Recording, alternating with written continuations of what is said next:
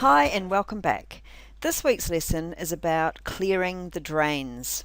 Have you ever had a day or even several days where it feels like the weight of your world is truly on your shoulders? When we have days like this, we often don't even know why we feel so drained and why everything seems to be such an effort. So when your get up and go seems to have truly gone and you don't know why, it's most likely time to do a little bit of drain clearing. And that's what we're going to look at this week. So what are drains in your life? Well, they're the little jobs that are hanging around. There could be quite a lot of them. And on their own, they seem a bit insignificant, but when we put them all together, they make us feel tired, heavy, and sluggish. No matter how motivated we are in our business, these jobs are always in the background, niggling away at us, and they prevent us being our best. Just to give you an idea about how small these jobs are that I'm talking about, one of the biggest drains that I've ever cleared was a really actually quite tiny thing. It was a squeaky hinge on a door that led into my kitchen. And I went through that door many times a day. That's not a picture of my door, by the way. It's a different door. But every time I went through this door, it squeaked. And every time it squeaked, I inwardly cringed. And I felt really bad because I knew it was something that I really should see to. And the noise was really irritating. But the crazy thing is that I actually lived with that squeak for the best part of a year.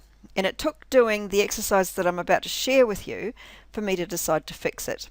Now, oiling this thing took around about 10 seconds with a little bit of oil. And from then on, it didn't squeak. And every time I walked through the door, I felt great instead of heavy.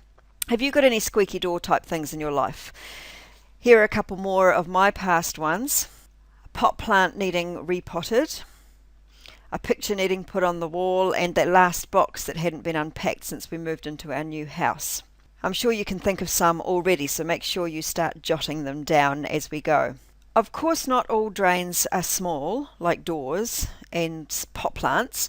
There are big ones as well, like a tax return that hasn't been done or a difficult relationship. So you get the idea. There are big drains and there are small drains. The small ones, there tend to be an awful lot of them, and they actually do cause a lot more problems for us than you might imagine. The funny thing is, when they're in your head, they seem quite huge, and often just writing them down makes them feel a little smaller, so we can already feel a little bit better just by writing them down.